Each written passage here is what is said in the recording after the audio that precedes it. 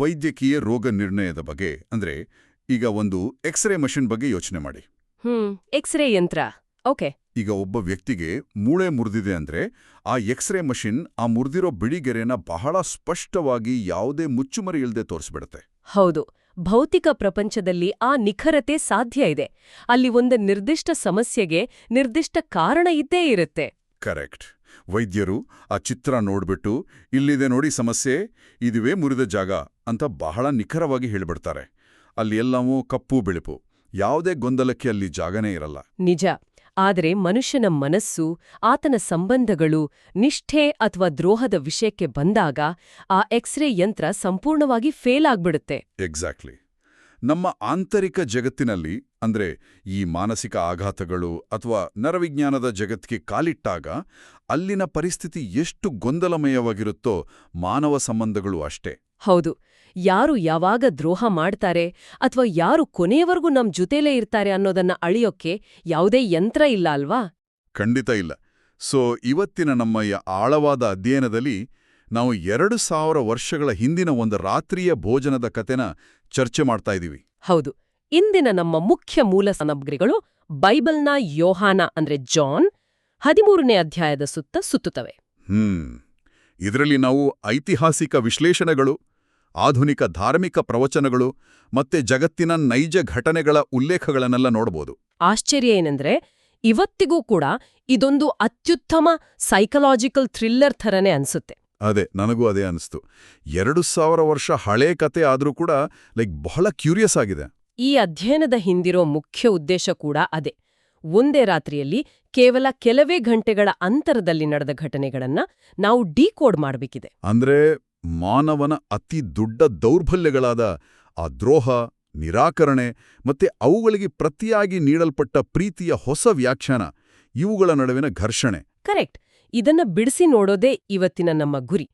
ಇದು ಕೇವಲ ಒಂದು ಐತಿಹಾಸಿಕ ಘಟನೆಯಲ್ಲ, ಬದಲಾಗಿ ಮಾನವನ ಮನಸ್ಥಿತಿ, ಆತನ ಅಹಂಕಾರ ಮತ್ತೆ ಅಸ್ತಿತ್ವದ ಹೋರಾಟದ ಬಗ್ಗೆ ಇರೋ ಒಂದು ಆಳವಾದ ಅಧ್ಯಯನ. ಸೊ ಕಥೆ ಶುರುವಾಗೋದೇ ಆ ಭೋಜನದ ನಡುವೆ ಯೇಸು ಎದ್ದು ತನ್ನ ಶಿಷ್ಯರ ಪಾದಗಳನ್ನ ತೊಳೆಯುವ ದೃಶ್ಯದಿಂದ. ಹೌದು. ಮೇಲ್ನೋಟಕ್ಕೆ ಇದೊಂದು ಕೇವಲ ನಮ್ರತೆಯ ಪಾಠ ಅಥವಾ ಗುರು ಒಬ್ಬ ತನ್ನ ಶಿಷ್ಯರಿಗೆ ತೋರಿದ ಸರಳ ಪ್ರೀತಿಯಂತೆ ಕಾಣುತ್ತೆ. ಆದ್ರೆ ಆ ಕಾಲದ ಸಾಮಾಜಿಕ ವ್ಯವಸ್ಥೆನ ಗಮನಿಸಿದ್ರೆ ಇದರಲ್ಲಿ ಏನೋ ಒಂದು ದೊಡ್ಡ ಮಟ್ಟದ ನಿಯಮ ಉಲ್ಲಂಘನೆ ನಡೆದಂತೆ ಅನ್ಸುತ್ತೆ. ಆ ಕಾಲದಲ್ಲಿ ಈ ಕ್ರಿಯೆಗಿದ್ದ ಮಹತ್ವವೇನು ಅಂತ ನಾವೀಗ ನೋಡ್ಬೇಕು. ಖಂಡಿತ. ಜಾನ್ ಜೆ ಪಿಲ್ಚ್ ಅವರ ಐತಿಹಾಸಿಕ ವಿಶ್ಲೇಷಣೆನ ನಾವು ಆಳವಾಗಿ ಗಮನಿಸಿದಾಗ ಈ ಕ್ರಿಯೆಯ ಹಿಂದಿರೋ ಆಘಾತಕಾರಿ ವಾಸ್ತವ ನಮಗೆ ಅರ್ಥ ಆಗುತ್ತೆ. ಓಹೋ, ಆಘಾತಕಾರಿ ವಾಸ್ತವನಾ? ಅಂದ್ರೆ ಏನದು? 1ನೇ ಶತಮಾನದ ಮೆಡಿಟೇರಿನಿಯನ್ ಜಗತ್ತಿನಲ್ಲಿ ಬೀದಿಗಳು ಅಂದ್ರೆ ಇಂದಿನ ಕಾಂಕ್ರೀಟ್ ರಸ್ತೆಗಳ ತರ ಇರ್ಲಿಲ್ಲ. ಹೌದು, ಡಾಂಬರ್ ರಸ್ತೆಗಳು ಖಂಡಿತ ಇರ್ಲಿಲ್ಲ. ಆ ಬೀದಿಗಳು ಪ್ರಾಣಿಗಳ ಸಗಣಿ, ಮೂತ್ರ ಮತ್ತೆ ಮನುಷ್ಯರ ತ್ಯಾಜ್ಯಗಳಿಂದಲೇ ತುಂಬಿರ್ತಿದ್ವು. ಯಪ್ಪ, ಊಹಿಸ್ಕೊಳಕ್ಕೆ ಅಸಹ್ಯ ಅನ್ಸುತ್ತೆ. ಹೌದು. ಒಬ್ಬ ವ್ಯಕ್ತಿ ಅಂತಹ ಬೀದಿಯಲ್ಲಿ ಚಪ್ಪಲಿ ಹಾಕ್ಕೊಂಡು ನಡ್ಕೊಂಡು ಬಂದ್ರೆ ಆತನ ಪಾದಗಳು ಎಷ್ಟರ ಮಟ್ಟಿಗೆ ಗಲೀಜಾಗಿರ್ತಿದ್ವು ಅಂತ ನೀವೇ ಯೋಚನೆ ಮಾಡಿ. ಸೊ ಹಾಗಾಗಿ ಮನೆಗೆ ಬಂದವರ ಪಾದಗಳನ್ನ ತೊಳೆಯೋ ಕೆಲಸನ ಸಮಾಜದ ಅತ್ಯಂತ ಕೆಳಹಂತದ ಸೇವಕರು ಮಾತ್ರ ಮಾಡ್ತಾ ಇದ್ರು ಅಲ್ವಾ? ಎಕ್ಸಾಕ್ಟ್ಲಿ. ಅಥವಾ ಗುಲಾಮರು ಮಾಡ್ತಾ ಇದ್ರು. ಇದನ್ನು ತೀರಾ ಕೀಳುಮಟ್ಟದ ಕೆಲಸ ಅಂತಾನೆ ಪರಿಗಣಿಸಲಾಗಿತ್ತು. ಅಂದ್ರೆ ಸಮಾಜದಲ್ಲಿ ಸ್ವಲ್ಪ ಮಟ್ಟಿನ ಗೌರವ ಇರೋ ಯಾವುದೇ ವ್ಯಕ್ತಿ ಈ ಕೆಲಸನ ಮಾಡೋಕೊಪ್ತಾ ಇರಲಿಲ್ಲ. ಯಾವ ಕಾರಣಕ್ಕೂ ಒಪ್ತಾ ಇರಲಿಲ್ಲ. ಹಾಗಿದ್ಮೇಲೆ ಯೇಸು ತಾನೊಬ್ಬ ಗುರುವಾಗಿದ್ದುಕೊಂಡು ಭೋಜನದ ನಡುವೆ ಎದ್ದು ತನ್ನ ಮೇಲುಡುಪನ್ನ ತೆಗೆದಿಟ್ಟು ಸೊಂಟಕ್ಕೆ ಟವಲ್ ಕಟ್ಟಿಕೊಂಡು ಶಿಷ್ಯರ ಪಾದ ತುಳಿಯೋಕೆ ಮುಂದಾದಾಗ ಆ ಕೊಠಡಿಯಲ್ಲಿದ್ದವರಿಗೆಲ್ಲ ಒಂದು ರೀತಿಯ ಸಾಂಸ್ಕೃತಿಕ ಆಘಾತ ಆಗಿರ್ಲೇಬೇಕು. ಹೌದು, ಅಕ್ಷರಶಃ ಶಾಕ್ ಆಗಿರುತ್ತೆ. ಆ ಶಾಕ್ ಎಷ್ಟಿತ್ತೆಂದರೆ ಕೆಲವು ಶಿಷ್ಯರು ಅದನ್ನ ತೀವ್ರವಾಗಿ ವಿರೋಧಿಸ್ತಾರೆ ಕೂಡ. ಯಾಕಂದ್ರೆ ಆ ಸಂಸ್ಕೃತಿಯಲ್ಲಿ ಕ್ರಿಯೆಗಳು ಮಾತಿಗಿಂತ ಹೆಚ್ಚು ಪವರ್ಫುಲ್ ಆಗಿದ್ವು. ಜಾನ್ ಜೆ ಪಿಲ್ಚ್ ವಿವರಿಸುವಂತೆ ಇದು ಕೇವಲ ನಮ್ರತೆಯ ಪ್ರದರ್ಶನ ಆಗಿರ್ಲಿಲ್ಲ. ಇದೊಂದು ಕ್ಷಮೆ ಮತ್ತೆ ಪರಸ್ಪರ ಒಗ್ಗಟ್ಟನ್ನ ಅಂದ್ರೆ ಒಂದು ಕಿನ್ಶಿಪ್ ಅನ್ನ ಸೃಷ್ಟಿಸುವ ಸಾಂಕೇತಿಕ ಕ್ರಿಯೆ ಆಗಿತ್ತು. ಕಿನ್ಶಿಪ್ ಅಂದ್ರೆ ಒಂದು ಕುಟುಂಬದ ಥರ, ಕರೆಕ್ಟಾ? ಹೌದು. ಆ ಕಾಲದ ಸಮಾಜದಲ್ಲಿ ಯಜಮಾನ ಮತ್ತೆ ಸೇವಕ ಅನ್ನೋ ಸ್ಪಷ್ಟವಾದ ವಿಭಜನೆ ಇತ್ತು. ಆದ್ರೆ ಪಾದಗಳನ್ನ ತೊಳೆಯೋ ಮೂಲಕ ಯೇಸು ಆ ಇಡೀ ಸಾಮಾಜಿಕ ಶ್ರೇಣಿನ ಅಂದ್ರೆ ಆ ಹೈರಾರ್ಕಿನ ಬುಣಮೇಲು ಮಾಡ್ತಾ ಇದ್ದ. ವಾವ್!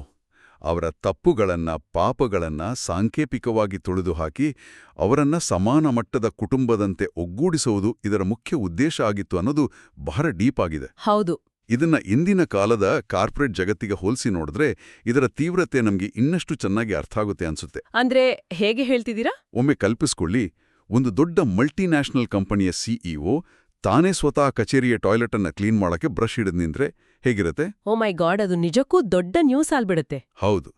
ಅಲ್ಲಿನ ಉದ್ಯೋಗಿಗಳಿಗೆ, ಮ್ಯಾನೇಜರ್ಗಳಿಗೆ ಆ ದೃಶ್ಯ ನೋಡಕ್ಕೆ ಸಾಧ್ಯನೇ ಆಗಲ್ಲ. ಅವರು ತಡೆಯೋಕೆ ಪ್ರಯತ್ನ ಪಡ್ತಾರೆ. ಆದ್ರೆ ಆ ಸಿಇಒ ಹಿಂದಿನ ಉದ್ದೇಶ ಕೇವಲ ಟಾಯ್ಲೆಟ್ ಕ್ಲೀನ್ ಮಾಡೋದಲ್ಲ. ಬದಲಾಗಿ ಆ ಕಾರ್ಪೊರೇಟ್ ಮೆಟ್ಟಿಲುಗಳನ್ನ ಒಡೆದುಹಾಕುವ ಪ್ರಯತ್ನ. ಎಕ್ಸಾಕ್ಟ್ಲಿ. ನಾವೆಲ್ಲರೂ ಸಮಾನರು, ಒಬ್ಬರಿಗೊಬ್ಬರು ಸೇವೆ ಮಾಡಬೇಕು, ಇತರರ ತಪ್ಪುಗಳನ್ನ ತೊಳೆದಾಕ್ಬೇಕು ಅನ್ನೋ ಆಧ್ಯಾತ್ಮಿಕ ಪಾಠನ ಕಲಿಸೋದು ಆ ಸಿಇಒ ಉದ್ದೇಶ ಆಗಿರುತ್ತೆ. ಈ ಕಾರ್ಪೊರೇಟ್ ಹೋಲಿಕೆ ಆ ಕಾಲದ ಸಾಮಾಜಿಕ ಮುಜುಗರನ್ನ ಬಹಳ ಸ್ಪಷ್ಟವಾಗಿ ನಮ್ಗೆ ಕಟ್ಟಿಕೊಡುತ್ತೆ. ಮತ್ತೆ ಆ ಪಾಠನ ಕಲಿಸಿದ ತಕ್ಷಣವೇ ಆ ಭೋಜನದ ಮೇಜಿನ ವಾತಾವರಣ ಸಂಪೂರ್ಣವಾಗಿ ಬದಲಾಗಿಬಿಡತ್ತೆ. ಹೌದು, ಅಲ್ಲಿ ಕಥೆಯಲ್ಲಿ ಬಹುದೊಡ್ಡ ತಿರುವು ಎದುರಾಗತ್ತೆ. ಕರೆಕ್ಟ್. ಪಾದ ತೊಳೆದ ನಂತರದ ಅತಿ ಮುಖ್ಯ ಘಟನೆಯೇ ಆ ದ್ರೋಹಿಯ ಬಹಿರಂಗ. ಯೂದನ ಕಥೆ. ಹೌದು. ಮೈಕಲ್ ಹೀಸ್ಲಿ ಮತ್ತೆ ಸೇಕ್ರೆಡ್ ಸ್ಪೇಸ್ ಅವರ ವಿಶ್ಲೇಷಣೆಗಳ ಪ್ರಕಾರ ಆ ಕ್ಷಣ ಅತ್ಯಂತ ನಾಟಕೀಯವಾಗಿದೆ. ಅಂದ್ರ ರೊಟ್ಟಿ ತುಂಡು ಕೊಡೋ ಸೀನಲ್ವಾ? ಕರೆಕ್ಟ್. ಏಸು ತನಗೆ ದ್ರೋಹ ಬಗೆಯುವನಿಗೆ ರೊಟ್ಟಿಯ ತುಂಡನ್ನ ನೀಡುದಾಗಿ ಹೇಳ್ತಾನೆ. ಆ ಕಾಲದ ಪಾಸ್ಕಾ ಹಬ್ಬದ ಪದ್ಧತಿಯಂತೆ ಉಪ್ಪು ನೀರಿನಲ್ಲಿ ಕಹಿ ಸೊಪ್ಪನ್ನ ಅದ್ದಿ ಇನ್ನೊಬ್ಬರಿಗೆ ಕೊಡುವುದು. ಕೇವಲ ಆಹಾರ ಹಂಚ್ಕೊಳ್ಳೋದಲ್ಲ. ಅಲ್ಲವೇ ಅಲ್ಲ, ಅದು ಸ್ನೇಹದ, ಪ್ರೀತಿಯ ಮತ್ತೆ ಅತಿಥಿ ಸತ್ಕಾರದ ಅತಿದೊಡ್ಡ ಸಂಕೇತವಾಗಿತ್ತು. ಇದು ನನ್ಗೆ ನಿಜಕ್ಕೂ ವಿಪರ್ಯಾಸ ಅಂತನ್ಸತ್ತೆ. ಯಾಕೆ? ಸಾಮಾನ್ಯವಾಗಿ ದ್ರೋಹ ಬಗೆಯುವನನ್ನ ಗುರುತಿಸುವಾಗ ಕೋಪದಿಂದ ಬೊಟ್ಟು ಮಾಡಿ ತೋರಿಸೋದು ಅಥವಾ ದೂರ ತಳ್ಳುವುದು ಮನುಷ್ಯ ಸಹಜ ಗುಣ. ಹೌದು. ಆದ್ರೆ ಇಲ್ಲಿ ಯೇಸು ಆ ದ್ರೋಹಿಗೆ ಕೊನೆಯವರೆಗೂ ಸ್ನೇಹದ ಹಸ್ತವನ್ನೇ ಚಾಚುತ್ತಿದ್ದಾನೆ. ನಿಜ. ಆ ಸ್ನೇಹದ ಸಂಕೇತವೇ ದ್ರೋಹದ ಮುನ್ಸೂಚನೆಯಾದದ್ದು. ಅದೊಂಥರ ಸೈಕಲಾಜಿಕಲ್ ಗೇಮ್ ತರ ಕಾಣುತ್ತೆ. ಹೌದು. ಮತ್ತೆ ಈ ಕಹಿಸೊಪ್ಪು ಅದ್ದಿದ ತುಂಡನ್ನ ಯೂಧನಿಗೆ ನೀಡಿದಾಗ ಕಥೆಯ ನಿರೂಪಣೆಯಲ್ಲಿ ಒಂದು ನಿರ್ದಿಷ್ಟ ವಾಕ್ಯ ಬರುತ್ತೆ. ಯೂಧನು ಆ ತುಂಡನ್ನು ತೆಗೆದುಕೊಂಡು ಹೊರನಡೆವಾಗ ರಾತ್ರಿಯಾಗಿತ್ತು ಅಂತ. And it was night. Correct. Michael Easley ವಿಶ್ಲೇಷಿಸುವಂತೆ ಇದು ಕೇವಲ ಭೌತಿಕವಾಗಿ ಸೂರ್ಯ ಮುಳುಗಿದ್ದನ್ನ ಹೇಳೋ ಸಮಯದ ಸೂಚನೆ ಅಲ್ಲ. ಇದಕ್ಕೇನಾದ್ರೂ ಬೇರೆ ಅರ್ಥ ಇದೆಯಾ? ಖಂಡಿತ. ಇದೊಂದು ಆಳವಾದ ಆಧ್ಯಾತ್ಮಿಕ ಅಂಧಕಾರವನ್ನ ಸೂಚಿಸುವ ರೂಪಕ.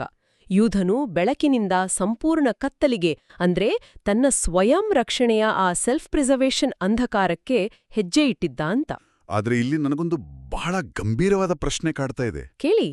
ಈ ಕಥೆಯುದ್ದಕ್ಕೂ ಯೇಸುವಿಗೆ ತನಗೆ ಯಾರು ದ್ರೋಹ ಬಗೆಯುತ್ತಾರೆ ಅನ್ನೋದು ಮೊದಲೇ ತಿಳಿದಿತ್ತು ಅಂತ ಹೇಳಲಾಗುತ್ತೆ ಅಲ್ವಾ? ಹೌದು. ಹವಂದನೆ ಉಳ್ಳೇತ ಇದೆ. ಹಾಗಿದ್ರೆ ಯೂದ ಕೇವಲ ವಿಧಿಯ ಕೈಗೊಂಬೆ ಆಗಿದ್ನ? ಆತನ ಪಾತ್ರ ಮೊದಲೇ ಬರೆಯಲ್ಪಟ್ಟಿತ್ತು ಅಂತಾದ್ರೆ ಆತನಿಗೆ ಬೇರೆ ದಾರಿನೇ ಇರ್ಲಿಲ್ವಾ? ಇದು ಒಂದ್ ರೀತಿಯಲ್ಲಿ ಯೂದನಿಗೆ ಯಾವುದೇ ಆಯ್ಕೆನೇ ಕೊಡದೆ ಅವನನ್ನ ಬಲಿಪಶು ಮಾಡದಂತೆ ಕಾಣಲ್ವಾ? ಸ್ವತಂತ್ರ ಇಚ್ಛೆ ಅಂದ್ರೆ ಫ್ರೀವಿಲ್ ಮತ್ತೆ ವಿಧಿಯ ನಡುವಿನ ಈ ಸಂಘರ್ಷ ಸಾವಿರಾರು ವರ್ಷಗಳಿಂದ ಕಾಡ್ತಾ ಇರೋ ಪ್ರಶ್ನೆ. ಇದಕ್ಕೆ ಡಾಕ್ಟರ್ ಎಫ್ ಬ್ರೂಸ್ ಅವರ ವಿಶ್ಲೇಷಣೆ ಬಹಳ ತಾರ್ಕಿಕವಾದ ಉತ್ತರ ಕೊಡುತ್ತೆ. ಅವರೇನ್ ಹೇಳ್ತಾರೆ? ಬ್ರೂಸ್ ಅವರು ಬಹಳ ಸ್ಪಷ್ಟವಾಗಿ ಹೇಳ್ತಾರೆ, ಯೂದನು ಸೈತಾನನಿಗೆ ಪ್ರವೇಶ ನೀಡದೇ ಇದ್ದಿದ್ದರೆ ಸೈತಾನ ಆತನೊಳಗೆ ಪ್ರವೇಶಿಸಲು ಖಂಡಿತ ಸಾಧ್ಯವೇ ಇರಲಿಲ್ಲ ಅಂತ. ಓಹೋ, ಅಂದ್ರೆ ದ್ರೋಹ ಮಾಡೋದು ಯೂದನ ಸಂಪೂರ್ಣ ಸ್ವಂತ ಆಯ್ಕೆ ಆಗಿತ್ತಾ? ಹೌದು. ಆತನು ಕೇವಲ ಒಂದು ನಾಟಕದ ಪಾತ್ರಧಾರಿಯಾಗಿರಲಿಲ್ಲ. ತನ್ನ ಸ್ವಯಂ ರಕ್ಷಣೆ, ತನ್ನ ಆಸೆಗಳು ಮತ್ತೆ ತನ್ನದೇ ಆದ ಲೆಕ್ಕಾಚಾರಗಳಿಂದ ಆತನೇ ಕತ್ತಲಿನ ಬಾಗಿಲನ್ನ ತೆರೆದಿದ್ದ. ಅಂದ್ರೆ ಯೇಸು ಆ ರೊಟ್ಟಿಯ ತುಂಡನ್ನ ನೀಡಿದ ಕ್ಷಣವೂ ಕೂಡ ಯೂದನಿಗೆ ತನ್ನ ದಾರಿ ಬದಲಾಯಿಸನು, ಪಶ್ಚಾತ್ತಾಪ ಪಡಲು ನೀಡಿದ ಕೊನೆಯ ಅವಕಾಶ ಆಗಿತ್ತು ಅಂತ ಹೇಳ್ಬೋದಾ? ಖಂಡಿತ ಹೇಳ್ಬೋದು. ಆತ ತನ್ನ ಸ್ವಾರ್ಥಕ್ಕಾಗಿ ಆ ಅವಕಾಶನ ತಾನೇ ರಿಜೆಕ್ಟ್ ಮಾಡಿದ ಅಂತಾಯಿತು. ನಿಖರವಾಗಿ. ಕೆಲವು ವಿಶ್ಲೇಷಕರ ಪ್ರಕಾರ ಯೇಸು ಕ್ರಾಂತಿಕಾರಿಯಾಗಿ ರೋಮನ್ ಸಾಮ್ರಾಜ್ಯವನ್ನು ಉರುಳಿಸಿ ಅಧಿಕಾರ ಹಿಡಿಯುತ್ತಾನೆ ಅಂತ ಯೂದ ನಿರೀಕ್ಷಿಸಿದ್ದಿರಬಹುದು. ಒಂದು ಪೊಲಿಟಿಕಲ್ ಪವರ್ ಸಿಗುತ್ತೆ ಅಂತ. ಹೌದು. ಆದ್ರೆ ಯೇಸು ಅದಕ್ಕೆ ವಿರುದ್ಧವಾಗಿ ಬರೀ ಶಾಂತಿ, ತ್ಯಾಗ ಮತ್ತೆ ಸೇವೆಯ ಮಾತು ಆಡಿದಾಗ ಯೂದನಿಗೆ ತನ್ನ ಭದ್ರತೆ ಮತ್ತೆ ಭವಿಷ್ಯದ ಬಗ್ಗೆ ಭಯ ಹುಟ್ಟಿರ್ಬೋದು. ಓಕೆ. ಸೊ ತನ್ನನ್ನು ತಾನು ಕಾಪಾಡಿಕೊಳ್ಳುವ ಸ್ವಾರ್ಥದಿಂದ, ಆ ಸೆಲ್ಫ್ ಪ್ರಿಸರ್ವೇಷನ್ ದೃಷ್ಟಿಯಿಂದ ಆತ ಈ ದ್ರೋಹಕ್ಕೆ ಮುಂದಾಗ್ತಾನೆ. ಕರೆಕ್ಟ್. ಆತನ ಆ ಕತ್ತಲಿಗೆ ಹೆಜ್ಜೆ ಇಟ್ಟ ನಂತರ ಆ ಕೊಠಡಿಯ ವಾತಾವರಣದಲ್ಲಿ ಒಂದು ಅಚ್ಚರಿಯ ಬದಲಾವಣೆ ಆಗುತ್ತೆ. ಏನದು? ಯೂದನು ಹೊರಹೋದ ಮೇಲೆ ಯೇಸು ಒಂದು ಹೊಸ ಆಜ್ಞೆಯನ್ನ ಅಂದ್ರೆ ಒಂದು ನ್ಯೂ ಕಮಾಂಡ್ಮೆಂಟ್ ಅನ್ನ ಕೊಡ್ತಾನೆ. ಆತ ಹೇಳ್ತಾನೆ, ನಾನು ನಿಮಗೊಂದು ಹೊಸ ಆಜ್ಞೆಯನ್ನ ಕೊಡುತ್ತೇನೆ, ಏನೆಂದರೆ ನೀವು ಒಬ್ಬರನ್ನೊಬ್ಬರು ಪ್ರೀತಿಸಬೇಕು ಅಂತ. ಆದ್ರೆ ಒಂದು ನಿಮಿಷ, ನಾನು ಹಳೆಯ ಒಡಂಬಡಿಕೆಯನ್ನು ನೋಡಿದಾಗ ನನಗೊಂದು ಗೊಂದಲ ಉಂಟಾಗಿತ್ತು. ಏನು ಗೊಂದಲ? ನಿಮ್ಮ ನೆರೆಯವರನ್ನು ನಿಮ್ಮಂತೆ ಪ್ರೀತಿಸಿ ಅನ್ನೋ ನಿಯಮ ಲೇವಿ ಪುಸ್ತಕದಲ್ಲಿ ಅಂದ್ರೆ ಲೆವಿಟಿಕಸ್ 19ರಲ್ಲಿ ಮೊದಲೇ ಇತ್ತಲ್ವಾ? ಹೌದು, ಇತ್ತು. ಹಾಗಾದ್ರೆ ಯೇಸು ಹೇಳಿದ ಈ ಮಾತಿನಲ್ಲಿ ಹೊಸದೇನಿದೆ? ಇದು ಕೇವಲ ಹಳೆಯ ನಿಯಮದ ರಿಪೀಟೇಷನ್ ತರಾನೇ ಕಾಣುತ್ತಲ್ವಾ? ಮೇಲ್ನೋಟಕ್ಕೆ ಹಾಗೆ ಅನಿಸೋದು ಬಹಳ ಸಹಜ. ಆದ್ರೆ ವಿಕಿಪೀಡಿಯಾ ಮತ್ತೆ ಬ್ಯೂಲಾ ಬ್ಯಾಪ್ಟಿಸ್ಟ್ ಚರ್ಚ್ ಮೂಲಗಳನ್ನ ನಾವು ಆಳವಾಗಿ ಗಮನಿಸಿದಾಗ ಈ ಹೊಸ ನಿಯಮದ ಹಿಂದಿನ ಕ್ರಾಂತಿಕಾರಿ ರಹಸ್ಯ ಬಿಟ್ಕೊಳ್ಳುತ್ತೆ. ರಹಸ್ಯನ? ಅಂದ್ರೆ ಆ ವ್ಯತ್ಯಾಸ ಏನು ಅಂತ ವಿವರಿಸ್ತೀರಾ? ಖಂಡಿತ. ಹಳೆಯ ನಿಯಮದಲ್ಲಿ ನಿಮ್ಮನ್ನು ನೀವು ಪ್ರೀತಿಸುವಂತೆ ಇತರರನ್ನು ಪ್ರೀತಿಸಿ ಅಂತಿತ್ತು. ಓಕೆ. ಅಂದ್ರೆ ಅಲ್ಲಿ ಪ್ರೀತಿಗೆ ಮಾನದಂಡ ಮನುಷ್ಯನೇ ಆಗಿದ್ದ. ಮನುಷ್ಯನ ಸ್ವಭಾವ ಮೂಲತಃ ಸ್ವಾರ್ಥದಿಂದ ಕೂಡಿರುತ್ತೆ. ಹಾಗಾಗಿ ಆ ಪ್ರೀತಿಗೂ ಒಂದು ಮಿತಿ ಇತ್ತು. ಕರೆಕ್ಟ್. ಆದ್ರೆ ಯೇಸುವಿನ ಹೊಸ ಆಜ್ಞೆಯಲ್ಲಿ ಪ್ರೀತಿಯ ಮಾನದಂಡ ಸಂಪೂರ್ಣವಾಗಿ ಬದಲಾಗಿದೆ. ಆತ ಹೇಳಿದ್ದು, ನಾನು ನಿಮ್ಮನ್ನು ಪ್ರೀತಿಸಿದಂತೆ ನೀವು ಒಬ್ರನ್ನೊಬ್ರು ಪ್ರೀತಿಸಿ ಅಂತ. ಈಗ ಅರ್ಥ ಆಗ್ತಾ ಇದೆ. ಮಾನದಂಡ ಈಗ ಮನುಷ್ಯನಲ್ಲ, ಬದಲಾಗಿ ದೇವರ ಪ್ರೀತಿ. ಎಕ್ಸಾಕ್ಟ್ಲಿ. ಅಂದ್ರೆ ಆ ಪ್ರೀತಿಯ ಲೆವೆಲ್ ಕಂಪ್ಲೀಟ್ ಆಗಿ ಚೇಂಜ್ ಆಯ್ತು. ಹೌದು. ಇದು ಕೇವಲ ಸಾಧಾರಣವಾದ ಭಾವನಾತ್ಮಕ ಪ್ರೀತಿಯಲ್ಲ. ಬ್ಯೂಲಾ ಬ್ಯಾಪ್ಟಿಸ್ಟ್ ಚರ್ಚ್ನ ಪ್ರವಚನಗಳ ಪ್ರಕಾರ ಇದು ಇನ್ನೊಬ್ಬರಿಗಾಗಿ ತನ್ನ ಪ್ರಾಣವನ್ನೇ ತ್ಯಾಗ ಮಾಡುವ ದೈವಿಕ ಪ್ರೀತಿ, ಡಿವೈನ್ ಲವ್. ವಾವ್! ಪ್ರಾಣ ತ್ಯಾಗ ಮಾಡುವಷ್ಟು? ಹೌದು.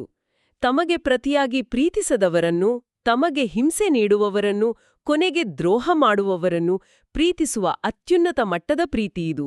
ಇದು ನಿಜಕ್ಕೂ ಕಷ್ಟಕರವಾದ ದಾರಿ. ಖಂಡಿತ. ಇತಿಹಾಸವನ್ನು ನೋಡಿದರೆ ಇದುವೇ ಕ್ರಿಶ್ಚಿಯನ್ನರನ್ನ ಇಡೀ ಜಗತ್ತಿನಿಂದ ಪ್ರತ್ಯೇಕಿಸಿ ಗುರುತಿಸುವ ಒಂದು ಹೊಸ ಬ್ಯಾಡ್ಜ್ ಆಗಿತ್ತು. ಆ ಕಾಲದ ಬೇರೆ ಯಾವ ತತ್ವಜ್ಞಾನಿಯೋ ಅಥವಾ ಧಾರ್ಮಿಕ ಗುರುವು ಇಂತಹ ಒಂದು ಕಠಿಣವಾದ, ಷರತ್ತುಗಳೆಲ್ಲದ ಪ್ರೀತಿಯನ್ನ ನಿಯಮವಾಗಿ ಕೊಟ್ಟಿರ್ಲಿಲ್ಲ. ಇದನ್ನ ನಾನು ಇಂದಿನ ಟೆಕ್ನಾಲಜಿ ಭಾಷೆಯಲ್ಲಿ ವಿವರಿಸಬೇಕು ಅಂದ್ರೆ, ಇದು ಹಳೆಯ ಸಾಫ್ಟ್ವೇರ್ಗೆ ನೀಡಿದ ಕೇವಲ ಸಣ್ಣ ಅಪ್ಡೇಟ್ ಅಥವಾ ಬಗ್ ಫಿಕ್ಸ್ ಆಗಿರಲಿಲ್ಲ. ಹೌದು, ಬಗ್ ಫಿಕ್ಸ್ ಅಲ್ಲ. ಇದು ಸಂಪೂರ್ಣವಾಗಿ ಹೊಸ ಆಪರೇಟಿಂಗ್ ಸಿಸ್ಟಮ್, ಒಂದು ಹೊಸ OS ಆಗಿತ್ತು. ಬಹಳ ಚೆನ್ನಾಗಿದೆ ಈ ಹೋಲಿಕೆ. ಯಾಕಂದ್ರೆ ಹಳೆಯ ಸಿಸ್ಟಮ್ ಅಲ್ಲಿ ಒಂದು ವಹಿವಾಟಿನ ಪ್ರೀತಿ ಇತ್ತು, ಅಂದ್ರೆ ಟ್ರಾನ್ಸಾಕ್ಷನಲ್ ಲವ್. ಅಂದ್ರೆ ಕೊಡುಕೊಳ್ಳುವಿಕೆ ತರಹ. ಹೌದು. ನೀನು ನನಗೆ ಸಹಾಯ ಮಾಡಿದರೆ ನಾನು ನಿನಗೆ ಸಹಾಯ ಮಾಡ್ತೀನಿ, ನೀನು ನನ್ನ ಗೌರವಿಸಿದ್ರೆ ನಾನು ನಿನ್ನ ಗೌರವಿಸ್ತೀನಿ ಅನ್ನೋ ಲೆಕ್ಕಾಚಾರ. ಆದ್ರೆ ಈ ಹೊಸ ಆಪರೇಟಿಂಗ್ ಸಿಸ್ಟಮ್ ಅಲ್ಲಿ ವಹಿವಾಟಿಗೆ ಜಾಗವಿಲ್ಲ. ತಮಗೆ ಕೆಟ್ಟದ್ದು ಮಾಡಿದವರನ್ನು ಪ್ರೀತಿಸುವ ಲೆಕ್ಕಾಚಾರಗಳಿಲ್ಲದ ಅತ್ಯಂತ ಕಠಿಣ ಮಾರ್ಗವಿದು. ಸಾಫ್ಟ್ವೇರ್ ಭಾಷೆಯಲ್ಲಿ ಹೇಳೋದಾದ್ರೆ ಅದು ಖಂಡಿತ ಹೊಸ OS. ಆದ್ರೆ ಇಲ್ಲಿನ ಬಹುದೊಡ್ಡ ಸಮಸ್ಯೆ ಏನಂದ್ರೆ ಹೌದು, ಈ ಹೊಸ ಆಪರೇಟಿಂಗ್ ಸಿಸ್ಟಮ್ ಅನ್ನ ಇನ್ಸ್ಟಾಲ್ ಮಾಡಕ್ಕೆ ಮನುಷ್ಯನ ಹಳೆಯ ಹಾರ್ಡ್ವೇರ್ ಅಂದ್ರೆ ಆತನ ಅಹಂಕಾರ ಮತ್ತು ಸ್ವಾವಲಂಬನೆ ಸಪೋರ್ಟ್ ಮಾಡ್ತಾ ಇರಲಿಲ್ಲ. Hardware compatibility issue. ಕರೆಕ್ಟ್. ಮನುಷ್ಯನ ಸ್ವಂತ ಶಕ್ತಿಯಿಂದ ಈ ತ್ಯಾಗಮಯಿ ಪ್ರೀತಿಯನ್ನ ಸಾಧಿಸಲು ಸಾಧ್ಯವಿಲ್ಲ. ಅದನ್ನೇ ಪೇತ್ರನ ಕಥೆ ನಮ್ಗೆ ಅತ್ಯಂತ ಸ್ಪಷ್ಟವಾಗಿ ತೋರಿಸೋದು. ಪೇತ್ರನ ಕಥೆ ಬರುವಾಗಲಂತೂ ಇದು ಮತ್ತಷ್ಟು ಇಂಟ್ರೆಸ್ಟಿಂಗ್ ಆಗುತ್ತೆ. ಹೌದು, ಖಂಡಿತ. ಯೇಸು ತನ್ನ ಪ್ರಾಣತ್ಯಾಗ ಮಾಡುವ ಪ್ರೀತಿಯ ಬಗ್ಗೆ ಮಾತಾಡಿದಾಗ ಅದನ್ನ ಸಂಪೂರ್ಣವಾಗಿ ತಪ್ಪಾಗಿ ಅರ್ಥ ಮಾಡ್ಕೊಂಡವನೇ ಪೇತ್ರ. ಆತ ಬಹಳ ಭಾವುಕನಾಗಿ, ನಾನು ನಿನಗಾಗಿ ನನ್ನ ಪ್ರಾಣವನ್ನೇ ನೀಡ್ತೀನಿ ಅಂತ ಪ್ರತಿಜ್ಞೆ ಮಾಡ್ತಾನೆ. ಹೌದು. ತಾನು ಉಳಿದವರಂತೆ ಓಡಿ ಹೋಗುವುದಿಲ್ಲ ಅಂತ ಅತಿಯಾದ ಆತ್ಮವಿಶ್ವಾಸ ತೋರಿಸ್ತಾನೆ. ಆದರೆ ಯೇಸು ಪೇತ್ರನು ಕೋಳಿ ಕೂಗುವ ಮುನ್ನ 3 ಬಾರಿ ತನ್ನನ್ನ ನಿರಾಕರಿಸ್ತಾನೆ ಅಂತ ಭವಿಷ್ಯ ನುಡಿತಾನೆ. ಇದು ಕಥೆಯ ಬಹುದೊಡ್ಡ ಟರ್ನಿಂಗ್ ಪಾಯಿಂಟ್. ನನಗೇನೋ ಆಶ್ಚರ್ಯ ಅಂದ್ರೆ, ಪೇತ್ರ ಹೇಡಿಯಾಗಿರ್ಲಿಲ್ಲವಲ್ಲ. ಯೇಸುವನ್ನ ಬಂಧಿಸಲು ಸೈನಿಕರು ಬಂದಾಗ ಆತ ಕತ್ತಿ ಹಿಡಿದು ಹೋರಾಡಕ್ಕೆ ರೆಡಿ ಇದ್ದ. ಆತನಿಗೆ ಧೈರ್ಯದ ಕೊರತೆ ಖಂಡಿತ ಇರಲಿಲ್ಲ. ಎಡ್ ಹಾರ್ಟ್ಮ್ಯಾನ್ ಮತ್ತೆ ಟೆಂಪಲ್ ಬ್ಯಾಪ್ಟಿಸ್ಟ್ ಚರ್ಚ್ನ ವಿಶ್ಲೇಷಣೆಗಳು ಇದನ್ನೇ ಬ್ರೇವ್ ಹಾರ್ಟ್ ಕಾಂಪ್ಲೆಕ್ಸ್ ಅಂತ ಕರೀತವೆ. ಬ್ರೇವ್ ಹಾರ್ಟ್ ಕಾಂಪ್ಲೆಕ್ಸ್ ಅಂದ್ರೆ ಆ ಹಾಲಿವುಡ್ ಸಿನಿಮಾ ಥರಾನಾ? ಎಕ್ಸಾಕ್ಟ್ಲಿ. ಪೇತ್ರನಿಗೆ ಯುದ್ಧಭೂಮಿಯಲ್ಲಿ ಹೋರಾಡಿ ಸಾಯುವ ಹುತಾತ್ಮ ಸಾವು ಬೇಕಾಗಿತ್ತು. ಓಕೆ. ಅಂದ್ರೆ ಸಿನಿಮಾದ ನಾಯಕನಂತೆ ದೊಡ್ಡ ಸೈನ್ಯದ ಎದುರು ಕತ್ತಿ ಬೀಸುತ್ತಾ, ರಕ್ತ ಸುರಿಸುತ್ತಾ ವೀರಮರಣ ಹೊಂದುವುದು ಆತನಿಗೆ ಒಪ್ಪಿತವಾಗಿತ್ತು. ಅದರಲ್ಲಿ ಒಂದು ರೀತಿಯ ವೈಭವೀಕರಣ ಇತ್ತಲ್ವಾ? ಒಂದು ಹೀರೋಯಿಸಂ ಇತ್ತು.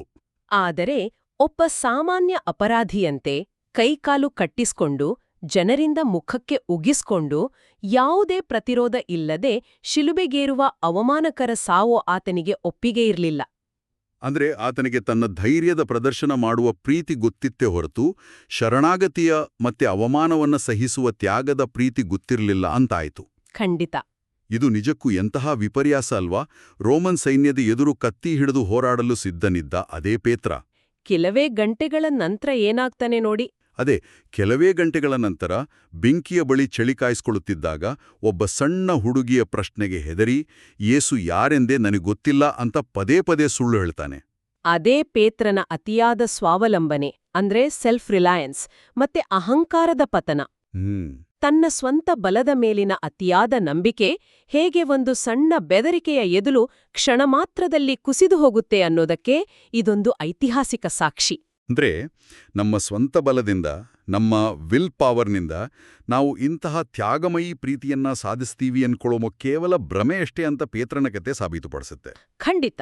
ಇದೇ ಕಾರಣಕ್ಕೆ ಆ ಹೊಸ OS ರನ್ ಮಾಡೋಕ್ಕೆ ನಮ್ಮ ಹಳೆ ಹಾರ್ಡ್ವೇರ್ ಸಾಲಲ್ಲ ಅಂತ ನಾವು ಹೇಳಿದ್ದು. ಹೌದು.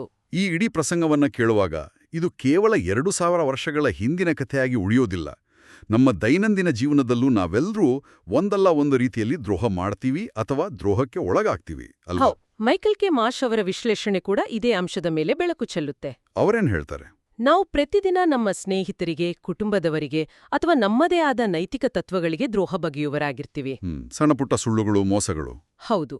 ಇನ್ನು ಕೆಲವೊಮ್ಮೆ ಇತರರಿಂದ ನಾವು ದ್ರೋಹಕ್ಕೆ ಒಳಗಾಗಿರ್ತೀವಿ. ಆದರೆ ಯೇಸು ತನಗೆ ದ್ರೋಹ ಬಗೆದವರ ವಿರುದ್ಧ ಹೋರಾಡ್ಲಿಲ್ಲ, ದ್ವೇಷ ಸಾಧಿಸಲಿಲ್ಲ. ಬದಲಾಗಿ ನಾನು ನಿಮ್ಮನ್ನ ಪ್ರೀತಿಸಿದಂತೆ ನೀವು ಪ್ರೀತಿಸಿ ಅನ್ನೋ ನಿಯಮವನ್ನ ಪ್ರಾಕ್ಟಿಕಲ್ ಆಗಿ ತೋರಿಸ್ಕೊಟ್ಟ. ಹೌದು. ಈ ನಿಯಮ ಇಂದಿನ ನೈಜ ಜಗತ್ತಿನಲ್ಲಿ ಹೇಗೆ ಕೆಲಸ ಮಾಡುತ್ತೆ ಅನ್ನೋದಕ್ಕೆ SCIAF ಅಂದ್ರೆ Scottish Catholic international aid fund ಸಂಸ್ಥೆ ಹಂಚಿಕೊಂಡಿರೋ ರುವಾಂಡಾದ ಕಥೆ ಅತ್ಯುತ್ತಮ ಉದಾಹರಣೆಯಾಗಿದೆ. ರುವಾಂಡಾದಲ್ಲಿ 30 ವರ್ಷಗಳ ಹಿಂದೆ ನಡೆದ ನರಮೇಧದ ಕಥೆನ ನೆನಪಿಸ್ಕೊಂಡ್ರೆ ಇವತ್ತಿಗೂ ಮೈಜುಮ್ಮೆನ್ನುತ್ತೆ. ಹೌದು, ಅದೊಂದು ಕರಾಳ ಇತಿಹಾಸ. ಕೇವಲ 100 ದಿನಗಳಲ್ಲಿ ಸುಮಾರು 10 ಲಕ್ಷ ಜನರ ಮಾರಣಹೋಮ ನಡೆದಿತ್ತು ಅಲ್ಲಿ. ನಿಜಕ್ಕೂ ಊಹಿಸಲು ಅಸಾಧ್ಯ. ಅಕ್ಕಪಕ್ಕದ ಮನೆಯವರೇ, ದಶಕಗಳಿಂದ ಜೊತೆಯಲ್ಲಿದ್ದ ಸ್ನೇಹಿತರೇ ಶತ್ರುಗಳಾಗಿ ಪರಸ್ಪರ ದ್ರೋಹ ಬಗೆದು ಕಡಿದು ಕೊಂದಿದ್ರು. ಇಂಥ ಪರಮಾವಧಿಯ ಕ್ರೌರ್ಯದ ನಂತರ ಆ ಸಮಾಜ ಮತ್ತೆ ಹೇಗೆ ಒಂದಾಗೋಕ್ ಸಾಧ್ಯ? ಅದೇ ನಿಜವಾದ ಸವಾಲು. ತಾನು ಪ್ರೀತಿಸಿದವರನ್ನ ಕೊಂದವರ ಜೊತೆಯೇ ಜೀವಿಸೋದು ಹೇಗೆ ಸಾಧ್ಯ ಆಗುತ್ತೆ? SCIAF ವರದಿಗಳ ಪ್ರಕಾರ ಅಂಥ ಕ್ರೂರ ಹಿಂಸೆ ಮತ್ತೆ ಅಗಾಧವಾದ ದ್ರೋಹದ ನಡುವೆಯೂ ಇಂದು ರುವಾಂಡಾದ ಜನ ಆ ತ್ಯಾಗಮಯಿ ಪ್ರೀತಿ ಮತ್ತೆ ಕ್ಷಮೆಯನ್ನ ಅಳವಡಿಸಿಕೊಳ್ಳಲು ಪ್ರಯತ್ನ ಪಡ್ತಾ ಇದ್ದಾರೆ. ವಾವ್, ಇದು ನಿಜಕ್ಕೂ ಗ್ರೇಟ್. ಹೌದು. ತಮ್ಮ ಕುಟುಂಬವನ್ನ ಕೊಂದವರನ್ನೇ ಕ್ಷಮಿಸಿ ಅವರೊಂದಿಗೆ ಒಂದೇ ಸಮಾಜದಲ್ಲಿ ಬದುಕುವುದು ಮನುಷ್ಯನ ಸಾಮಾನ್ಯ ಸಾಮರ್ಥ್ಯಕ್ಕೆ ಮೀರಿದ ವಿಚಾರ. ಅದು ವೈವಾಟಿನ ಪ್ರೀತಿ ಅಲ್ಲ. ಅದು ಯೇಸು ಹೇಳಿದ ಅದೇ ಹೊಸ ಆಜ್ಞೆಯ ಪ್ರಾಕ್ಟಿಕಲ್ ಇಂಪ್ಲಿಮೆಂಟೇಷನ್. ಎಕ್ಸಾಕ್ಟ್ಲಿ. ಕ್ಷಮೆ ಇಲ್ಲದೆ ದ್ವೇಷದ ಸರಪಳಿಯನ್ನ ಮುರಿಯೋಕೆ ಸಾಧ್ಯವೇ ಇಲ್ಲ ಅನ್ನೋದನ್ನ ಆ ನರಮೇಧದ ಬದುಕುಳಿದವರು ಇಡೀ ಜಗತ್ತಿಗೆ ತೋರಿಸ್ತಾ ಇದ್ದಾರೆ. ಅಂದ್ರೆ ಸಣ್ಣ ಪುಟ್ಟ ದ್ರೋಹದಲ್ಲಿರ್ಲಿ ಅಥವಾ ರುವಾಂಡಾದಂತಹ ಭೀಕರ ನರಮೇಧವೇ ಇರ್ಲಿ, ಅದಕ್ಕೆ ಮದ್ದಾಗಿರೋದು ಈ ಷರತ್ತುಗಳಿಲ್ಲದ ಪ್ರೀತಿ ಮತ್ತೆ ಕ್ಷಮೆ ಮಾತ್ರ. ಹೌದು. ಈ ಎಲ್ಲಾ ಮೂಲ ಸಾಮಗ್ರಿಗಳನ್ನು ಒಟ್ಟುಗೂಡಿಸಿ ಒಂದು ಸಾರಾಂಶನ ತೆಗೆಯುವುದಾದ್ರೆ ನಾವು ನಿಜವಾದ ದೈವಿಕ ಪ್ರೀತಿಯನ್ನ ತೋರಲು ನಮ್ಮ ಮುಂದೆ 2 ಬಹುದೊಡ್ಡ ಅಡೆತಡೆಗಳಿವೆ ಅಂತ ಸ್ಪಷ್ಟವಾಗುತ್ತೆ. ಹೌದು. ಮೊದಲನೆಯದು ಯೂದನ ಕಥೆಯಲ್ಲಿ ನಾವು ನೋಡಿದ ಆ ಸ್ವಯಂ ರಕ್ಷಣೆ, ಸೆಲ್ಫ್ ಪ್ರಿಸರ್ವೇಷನ್. ಅಂದ್ರೆ ಕೇವಲ ನಮ್ಮನ್ನ ನಾವು ಕಾಪಾಡಿಕೊಳ್ಳುವ ಸ್ವಾರ್ಥ ಮತ್ತು ಭದ್ರತೆಯ ಮೇಲಿನ ವ್ಯಾಮೋಹ. ಕರೆಕ್ಟ್. ಇನ್ನು ಎರಡನೆಯದು ಪೇತ್ರನ ಕಥೆಯಲ್ಲಿ ಎದ್ದು ಕಾಣುವ ಅತಿಯಾದ ಸ್ವಾವಲಂಬನೆ, ಆ ಸೆಲ್ಫ್ ರಿಲಯನ್ಸ್. ಅಂದ್ರೆ ನಾನೇ ಎಲ್ಲವನ್ನೂ ನಿಭಾಯಿಸಬಲ್ಲೆ ಅನ್ನೋ ಅಹಂಕಾರ. ಹೌದು. ಇವೆರಡನ್ನೂ ಮೀರಿ ನಿಂತಾಗ ಮಾತ್ರ ಆ ಹೊಸ ಪ್ರೀತಿಯ ಸ್ವರೂಪ ನಮಗೆ ಅರ್ಥ ಆಗೋಕೆ ಸಾಧ್ಯ. ಈ ಆಳವಾದ ಅಧ್ಯಯನದ ಅಂತ್ಯದಲ್ಲಿ ಈ ಎಲ್ಲಾ ಐತಿಹಾಸಿಕ ಮತ್ತೆ ಮಾನಸಿಕ ಪದರಗಳನ್ನ ಬಿಡಿಸಿ ನೋಡುವಾಗ ಮೂಲ ಸಾಮಗ್ರಿಗಳಲ್ಲಿ ಉಲ್ಲೇಖಿಸಿದ ಒಂದು ಸಣ್ಣ ಆದರೆ ಅತ್ಯಂತ ಪ್ರಚೋದನಕಾರಿ ಅಂಶವೊಂದು ಎದ್ದು ಕಾಣುತ್ತೆ.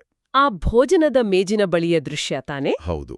ಆ ಭೋಜನದ ಮೇಜಿನ ಬಳಿ ಯೇಸುವಿನ ಎದೆಯ ಮೇಲೆ ಒರಗೊಂಡಿದ್ದ ಆತನಿಗೆ ಅತ್ಯಂತ ಪ್ರಿಯನಾಗಿದ್ದ ಶಿಷ್ಯನೊಬ್ಬನಿದ್ದ.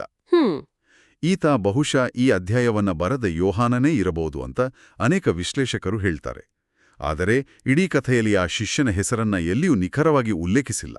ಹೌದು, ಅದೊಂದು ದೊಡ್ಡ ಕುತೂಹಲ. ಅದು ಕೇವಲ ಕಾಕತಾಳೀಯವೇ ಅಥವಾ ಇದರ ಹಿಂದೆ ಬೇರೆದೇ ಆದ ಉದ್ದೇಶ ಇರಬಹುದೇ? ಸಾಹಿತ್ಯಕವಾಗಿ ಮತ್ತೆ ಆಧ್ಯಾತ್ಮಿಕವಾಗಿ ಇದೊಂದು ಅದ್ಭುತವಾದ ಪ್ರಶ್ನೆ. ಯಾಕಂದ್ರೆ ಬೈಬಲಿನ ಇತರ ಜಾಗಗಳಲ್ಲಿ ಪ್ರತಿಯೊಬ್ಬರ ಹೆಸರುಗಳನ್ನೂ ಅವರ ವಂಶಾವಳಿಯನ್ನೂ ಸ್ಪಷ್ಟವಾಗಿ ನೀಡಲಾಗಿದೆ. ಆದರೆ ಇಲ್ಲಿ ಆ ಪ್ರೀತಿಪಾತ್ರ ಶಿಷ್ಯನ ಹೆಸರಿಲ್ಲದ ಖಾಲಿ ಜಾಗವು ಒಂದು ಉದ್ದೇಶಪೂರ್ವಕವಾದ ನಿರ್ಧಾರದಂತೆ ಕಾಣುತ್ತೆ. ಉದ್ದೇಶಪೂರ್ವಕ ನಿರ್ಧಾರ ಅಂದ್ರೆ? ಆ ಖಾಲಿ ಜಾಗವು ಭವಿಷ್ಯದ ಪ್ರತಿಯೊಬ್ಬ ಓದುಗನಿಗಾಗಿಯೂ ಬಿಟ್ಟಿರುವ ಒಂದು ಮುಕ್ತ ಆಹ್ವಾನವಾಗಿರಬಹುದು ಅಂತ ಕೆಲವು ಆಧುನಿಕ ಪ್ರವಚನಕಾರರು ಅಭಿಪ್ರಾಯಪಡ್ತಾರೆ. ಓ, ಈ ಕಲ್ಪನೆ ನಿಜಕ್ಕೂ ರೋಮಾಂಚನಕಾರಿಯಾನಿದೆ. ಹೌದು. ನಮ್ಮೆಲ್ಲರ ದೈನಂದಿನ ಬದುಕಿನ ದೌರ್ಬಲ್ಯಗಳು, ನಮ್ಮೊಳಗೆ ಅವಿತುಕೊಂಡಿರುವ ಯೂದನ ದ್ರೋಹದ ಪ್ರವೃತ್ತಿ, ಬೆದರಿಕೆ ಎದುರು ಶರಣಾಗುವ ಪೇತ್ರನ ನಿರಾಕರಣೀಯ ಮನಸ್ಥಿತಿ, ಇವೆಲ್ಲದರ ನಡುವೆಯೂ ಆ ತ್ಯಾಗಮಯೀ ಪ್ರೀತಿಯನ್ನ ಅರ್ಥಮಾಡಿಕೊಳ್ಳಲು ನಮಗೊಂದು ಅವಕಾಶ ಇದೆ ಅಂತಾಯ್ತು. ಖಂಡಿತ ಅವಕಾಶ ಇದ್ದೇ ಇದೆ. ಕಾರ್ಯಕ್ರಮದ ಆರಂಭದಲ್ಲಿ ನಾವು ಆ ಎಕ್ಸ್ರೇ ಯಂತ್ರದ ಬಗ್ಗೆ ಮಾತಾಡಿದ್ವಿ. ಮುರಿದ ಮೂಳೆನ ನಿಖರವಾಗಿ ತೋರಿಸುವ ಆ ಯಂತ್ರ ಮನುಷ್ಯರ ಹೃದಯದೊಳಗಿನ ದ್ರೋಹ, ಕ್ಷಮೆ ಮತ್ತೆ ಪ್ರೀತಿಯ ಆಳವನ್ನ ಅಳೆಯಲು ಸಂಪೂರ್ಣ ಅಸಮರ್ಥವಾಗಿದೆ. ಹೌದು. ಆ ಅಸ್ಪಷ್ಟ, ಗೊಂದಲಮಯ ಜಗತ್ತಿನಲ್ಲಿ ನಮಗೆ ದಾರಿದೀಪವಾಗುವುದು ಕೇವಲ ನಾವು ಮಾಡೋ ಆಯ್ಕೆಗಳು ಮಾತ್ರ. ನಿಜ. ಹಾಗಾದ್ರೆ ಈ ಇತಿಹಾಸದ ಕಥೆಯಲ್ಲಿ ಬಿಟ್ಟು ಹೋಗಿರುವ ಆ ಪ್ರೀತಿಪಾತ್ರ ಶಿಷ್ಯನ ಹೆಸರಿಲ್ಲದ ಜಾಗದಲ್ಲಿ ನಮ್ಮನ್ನೇ ನಾವು ಕಲ್ಪಿಸಿಕೊಳ್ಳಬಹುದೇ? ಆ ಖಾಲಿ ಜಾಗವನ್ನ ತುಂಬಲು ನಮಗೆ ಸಾಧ್ಯವೇ? ಇದು ನಮ್ಮೆಲ್ಲರನ್ನೂ ಕಾಡುವ ಒಂದು ಗಂಭೀರ ಪ್ರಶ್ನೆಯಾಗಿ ಉಳಿಯುತ್ತೆ.